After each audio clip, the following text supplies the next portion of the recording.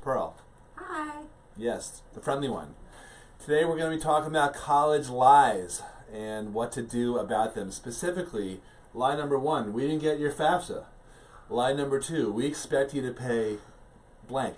Right. And A lie number you're not happy with. and lie, spoiler alert. And then lie number 3 is, hey, definitely apply. We want your application. We'll give you early priority application because that means that we want you. ... So those are in the category of college lies, perhaps half-truths. Pearl and Andy Lockwood from Lockwood College Prep, and we do this show every Tuesday at 12 Eastern Standard Time to help parents who are stressed out about getting into college and paying for college and just everything else that has to do with college.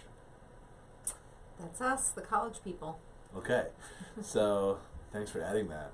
So if you are joining us, please live, please pop a little hello in the comments section here, and if you're watching us on replay, also say hi. But if you have any questions, whether live or on replay, pop them in comments, and we will get to them. We will address them. So let's get right into lie number 1. I'm just going on our little page here just to make sure we're broadcasting. Lie number 1 is, and I guess there's been some schools. Today's the 21st? Today is the 21st of November. So Providence College is one of Yep. the usual suspects. Yep. Has been sending out emails Yep. to everyone who applied there saying, Everybody. don't forget to file your FAFSA and your CSS profile. And the issue is what? I already filed. She filed it a couple weeks ago, and why are they asking me this? Don't they realize that we did this already? Are you acting, or are you really curious? It's kind of both. Oh. I am trying to take an otherwise dry-ish subject and make it a little Well, you're so convincing. less dry. Yeah. Okay, so unfortunately, here's the way it really is in college financial aid world. You dutifully file your financial aid forms, or them filed on your behalf according to the priority financial aid deadlines, and nonetheless, you at some point receive an email or it's on a portal of some sort that you know now to look into to see, that requirements are met, etc., as we have this financial aid application season underway. Anyway, and you get an email saying missing a FAFSA, missing a CSS profile, missing a tax return, missing something that you either know has been filed or you're not sure. So here's the deal. If you have filed the FAFSA, you have for each filing a generatable PDF of that submission, time and date stamped with all the schools you submitted to. That's true for any submission of the FAFSA, and for the CSS profile, you also can generate a copy so that you know when and to whom that CSS profile was filed to. So for a school that does, unfortunately, somehow email or alert you to the fact that something that is missing that you otherwise know is not missing, don't panic. And our recommendation is that you call the school, which I'm warning you is not also always going to be satisfying, but sometimes it is. You call the school and say, hi, student, we got a notification, blah, blah, blah, just following up, making sure you have everything you need to continue your evaluation in preparation for an aid award package you're going to be sending us. We got this, you're missing the FAFSA, the CSS, whatever it is. And either you'll offer more information and say, I have record that we submitted it on such and such a time and date, at which point they will either likely say, ooh, you're right, you did. Do they actually giggle? They probably don't giggle. I don't imagine most of the financial aid aid do officers. they cover their mouths? I don't think so. Okay. Artistic license. Okay. Ooh, artistic license. Okay. Anyhow, so they may then say, oh, don't worry about it. We have everything. You're all set. We just checked. Our portal isn't updated yet. We're sorry. You can disregard such an email. We didn't mean to scare you. Or you'll hear, hey, Sorry, we really can't check. Our system's down. Sometimes you'll hear that, or That's satisfying. yeah, or you'll hear, well, we take everything down from cyberspace on a bi-weekly basis, and therefore I can't really tell you. But check back in a week. Something very unsatisfying like that may happen. But rest assured, don't freak. That happens. And if we've submitted these things and you know them to be submitted, then there's verifiable proof, and it gets sorted out, which is really the bottom line takeaway from this. It gets sorted out as it should. So, but So to sum up, so they'll send out these blast emails even if they actually have received or you filed correctly to these schools, and the panic that ensues. I get it, but just take a breath. And if you can prove, if you have the filing receipt from when whether you're a client of ours or not, most people watching this are not our clients. If you are filing yourself this year, or you're going to file next year, or whenever, just keep the records, keep the filing receipts. Right. Can you log in and see where you filed also? So to explain what that actually means is, for the FAFSA, let's just take the FAFSA for example. When you take the student's FSA ID, username and password, and log into the FAFSA, it will show you a couple of dates, the first submission and subsequent ones. You would click onto View Correction History, and that will give you the dates of all FAFSA submissions, and you can click onto any one of them to view the actual, what's called SAR, Student Aid Report. SAR. Student Aid Report. You can actually generate a PDF of that Student Aid Report, and that is your proof of your submission, your filing of that FAFSA on that date to the schools listed in that particular submission. If a school that you're looking for is not in that submission, you may want to check one of your other filings under the View Correction History tab. Okay, so that's the FAFSA. And the CSS Profile, if you're looking for that, you would take the College Board username and password, the same one you used to access it in the first place. You log in, and then there's an opportunity. It shows submitted status, and then you would click on a copy. You want a copy, save a copy of the filing. And same thing, you'll generate it, and you'll see all the schools that require the CSS Profile on. Now, if you have, let's say, 10 schools, but 5 of those schools are FAFSA only requiring schools, then you're only going to see 5 CSS Profile schools on that receipt. A lot of times I get questions about, she applied to 12 schools, but I only see 10 schools on the CSS Profile receipt. I don't see Binghamton and UConn. Well, they don't take it, so that's why you don't. So you don't get a filing receipt from a college if you don't file the form to them. Right. Okay. That's correct. Well, that kind of makes sense. I hope it does. Yeah.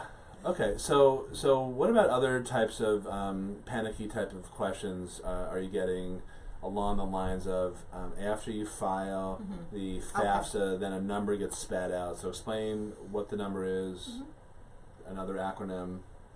And a lot of acronyms today. Yes, here we go. And then what it means, and then what parents should do. And what it doesn't mean. Right. Okay, so the EFC, which is fondly known as the Expected Family Contribution. Fondly. Yes. The EFC is a number that is generated upon the filing of the FAFSA. When you submit the FAFSA, your confirmation email comes out with an EFC. Even though it starts usually with a 0 first, you ignore that first 0, and the number that looks like a number is a number, and that's your EFC. It's true. Wherever the numbers start, the real ones that aren't 0, unless it's 0. 0 is a number. But zeros count too. Okay. I think we all understand each other. Whatever the number is to the right of the zeros, if there are any zeros, or if there are all zeros, is your EFC, your Expected Family Contribution. That number is the number that the federal government deems that your family can pay for 1 year of college. Based on what?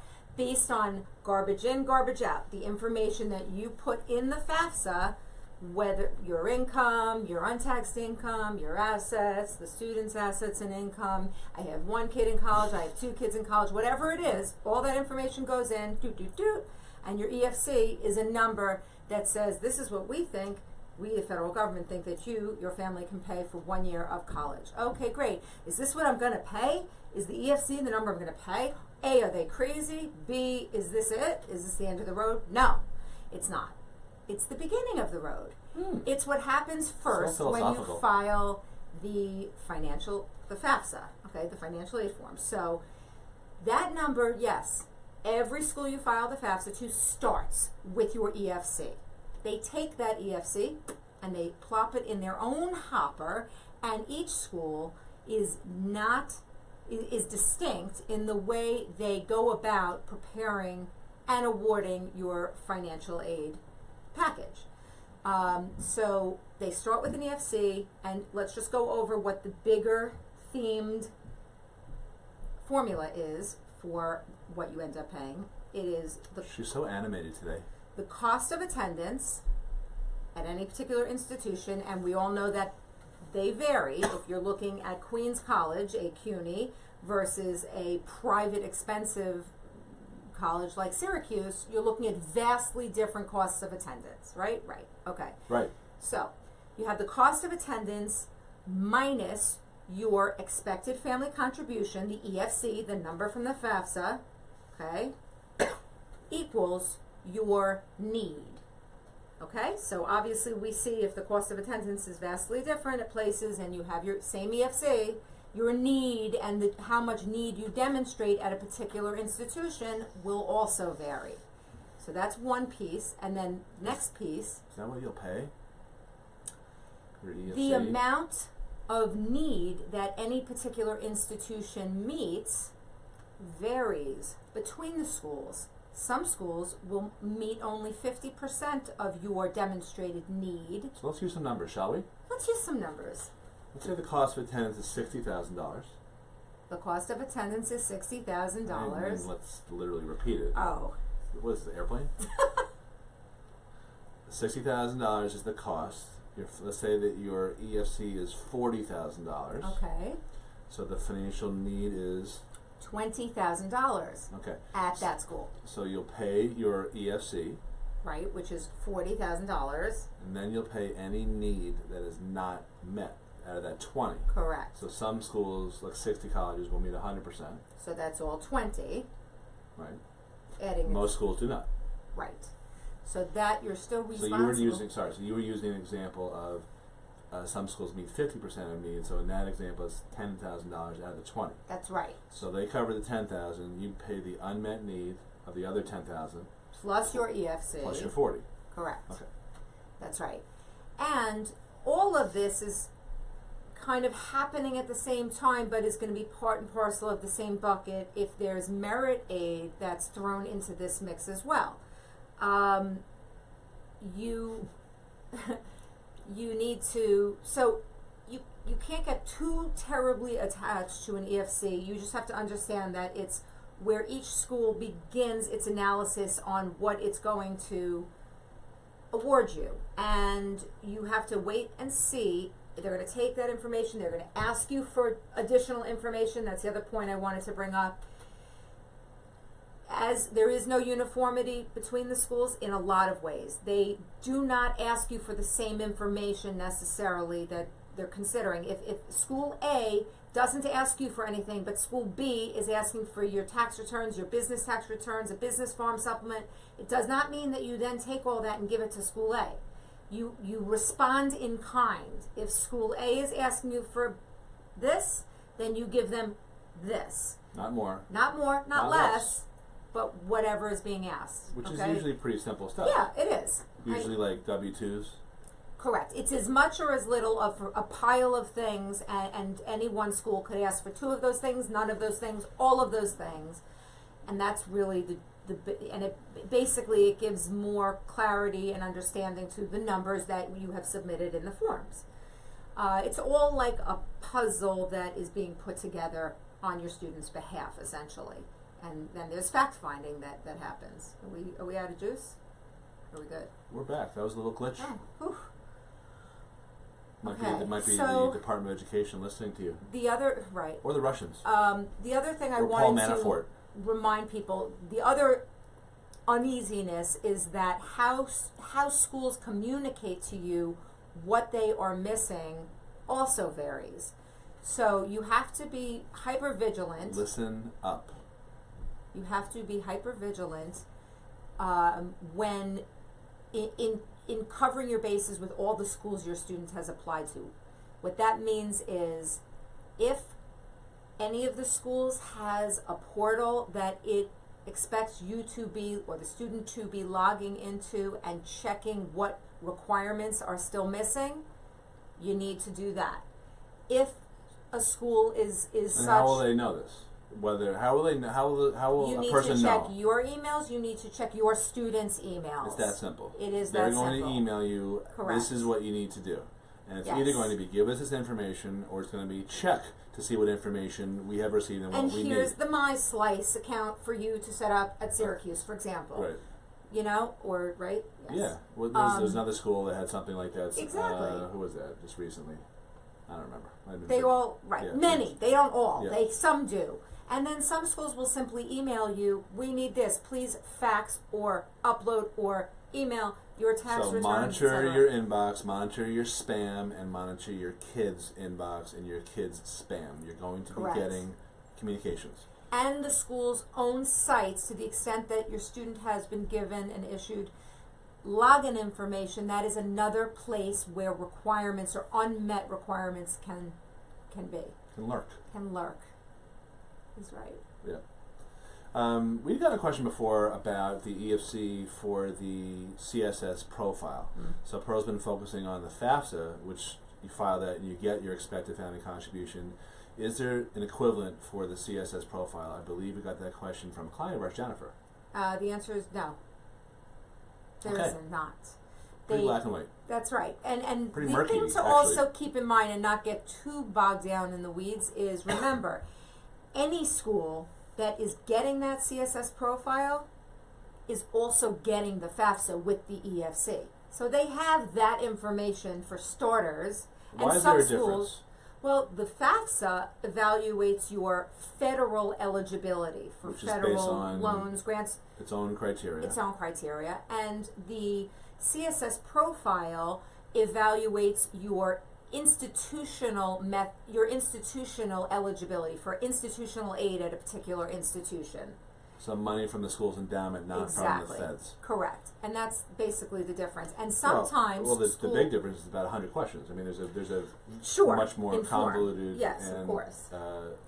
Yeah, they really rake you over the coals for the CSS profile, but it's their money. They don't have to tell you what they expect you to contribute. Sometimes they'll tell you one-on-one if you speak to the someone in financial aid, but they don't publish it the way automatically the way you get in the FAFSA. Correct. Okay. But the thing to keep in mind again is that same entity is getting the FAFSA too. Yes, it's a both, not either or. It's a both. If the school requires the profile, that means they also require the FAFSA. That's if right. the school requires the FAFSA, that doesn't mean they also require other forms. That's right. You have to check with each school. Hello to Tony Ann, and hello to Michelle, and I don't even know what language that is. Someone else said hi. So if you're just joining us and you have any questions, pop them right there in comments. I think Michelle, we spoke yesterday, so... anyone else, if you're watching this on replay, that's the same deal. We will answer the questions in comments. All right, last thing I wanted to talk about in terms of college lies that we are dealing with today is entreaties and begging, please apply to our school, please, here's a free application, you've been selected, you've been awarded, you've been chosen to apply early decision. All that stuff is marketing. That does not mean that you have a better or worse chance of getting in. It's just that colleges have an interest to get more applications in each and every year, which they no longer can do because there's actually fewer applicants. But what they want to do is to get as many applications in as possible, so then they can select a low percentage of those applications and then brag about how selective they are, and then their rankings will go up and all that. So that's the only thing you should be reading into those types of begging and entreaties. It's really about getting your application. It doesn't mean they're necessarily that interested in admitting you. Plain and simple. Sorry. Yeah, I mean, it's not negative, No. but it's But it's not just positive. Just remember that when you're applying to college, you're not the only one with an agenda. Colleges have their own agendas as well. They care about you, but they also care about their board of directors and their trustees and U.S. News and World Report and so on and so forth. So we get those questions a lot too. Okay, so anything else you wanted to share, Pearl? I wonder if our transmission looks a little choppy. Hopefully people are, I'm not sure what's going on with the interwebs today. Yeah. Anything else you want to add that came up? Not recently? really. I think I've covered it. Just now's the time that people are becoming aware, unfortunately, that things aren't as organized as you would think in the world of, college application and financial aid processing. Once that ball gets underway. No, once that Ball drops. once that Ball gets rolling. Ball gets rolling, and what gets underway? Show gets underway. Okay. Whatever. Once the year gets underway, once the process gets underway, you unfortunately learn quickly that things are not so organized, and that you're going to be told things are missing when they're not. You'll have to follow up with maybe somebody who hasn't sent something on your behalf, etc. It's just the way it is. It happens this way every year. It all ends up shaking out as it should, and just, hang in. All right. Hang in there. Hang in there. Okay, so thanks for watching College Talk Tuesday. We come to you every Tuesday at 12 Eastern Standard Time. Please please share with your friends or any college, parents with college-bound kids who need this information. And check out our website for more free information as well as a schedule of upcoming workshops. We are speaking tonight. Are you coming? You do this every time. Pearl I'm not good at night. You're great. It's better than when it's just me. Pearl and I, emphasis on Pearl, are going to be at the Herrick's PTA meeting tonight at 7:30 in New Hyde Park. And we've got a workshop coming up in Syosset next month. And we're also planning a webinar, which I wanted to do this Wednesday, tomorrow, but Pearl told me not to because it's Thanksgiving week. Right. So anyway, that's all going to be on our website, collegeplanningGuru.com. I will pop that in comments. If you have any questions, that's where you should put your questions to, in the comments section. All right. Thanks a lot for watching us, and we'll see you next week. Have a great week. Happy Thanksgiving. Happy Thanksgiving.